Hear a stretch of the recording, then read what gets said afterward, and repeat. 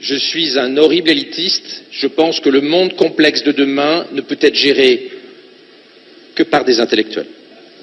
Vous, dans cette salle, vous allez vivre un âge d'or.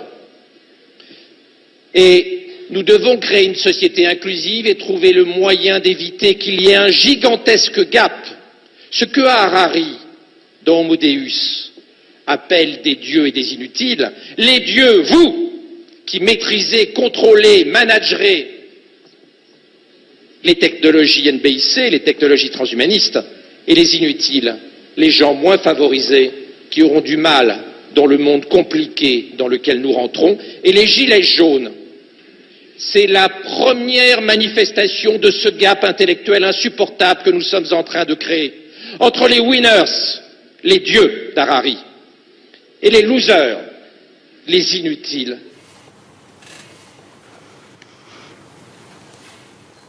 Mais c'est effrayant. Médecin.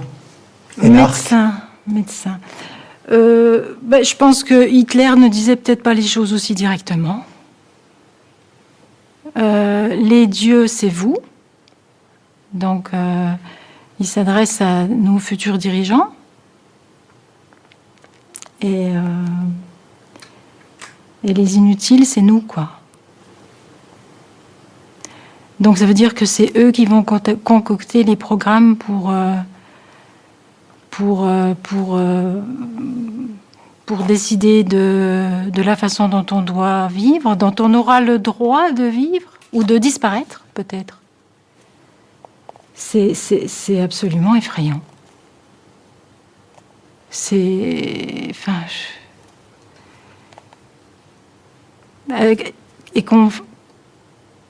que ce soit dans le cadre de l'enseignement, à des jeunes filles, des jeunes hommes qui sont déjà tellement confortés dans leur supériorité par notre système éducatif. Il paraît qu'à l'Assemblée nationale, il y a une députée qui s'est fait surnommer Bac-2 parce qu'elle est simplement aide-soignante.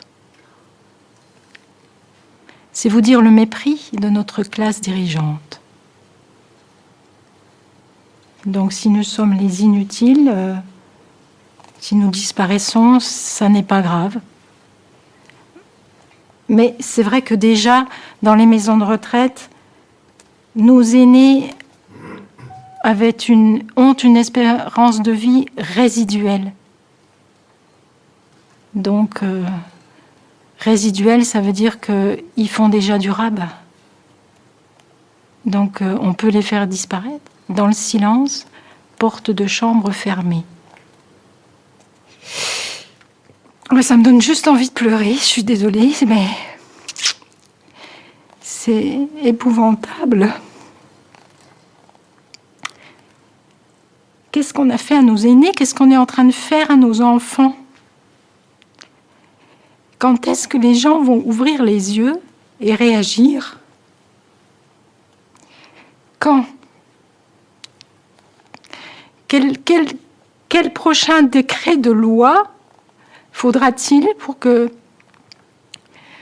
les gens puissent protester et empêcher ça?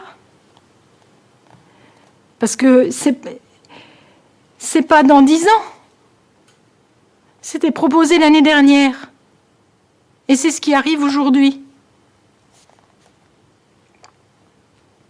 Qu'est-ce que ça veut dire? On n'a pas besoin d'avoir Bac+10 pour se poser la question si c'est pas quelque chose de programmé. On a le droit de s'interroger, c'est notre devoir. Puisque maintenant on a la possibilité d'avoir accès à l'information, c'est tout ce qui nous reste. Moi, j'ai plus la télévision depuis 15 ans, donc je suis désintoxiquée. Donc je vais chercher mes informations ailleurs. Tout le monde peut le faire. Tout le monde peut le faire. J'ai envie de dire aux gens, mais dans 10 ans ou dans 20 ans, est-ce que vous pourrez regarder vos enfants dans les yeux et leur dire que vous ne saviez pas? En 1945, c'était possible. Bien que j'ai 2 grands-mères qui savaient parfaitement ce qu'on faisait des Juifs quand on les mettait dans des trains. Elles ne disposaient pas de l'information dont on peut disposer aujourd'hui. Donc nos enfants ne nous croiront pas. Et nos enfants seront en droit de nous poser la question pourquoi on ne les a pas défendus.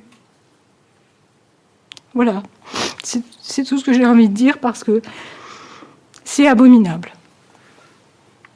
C'est tout. C'est juste abominable. Pardon.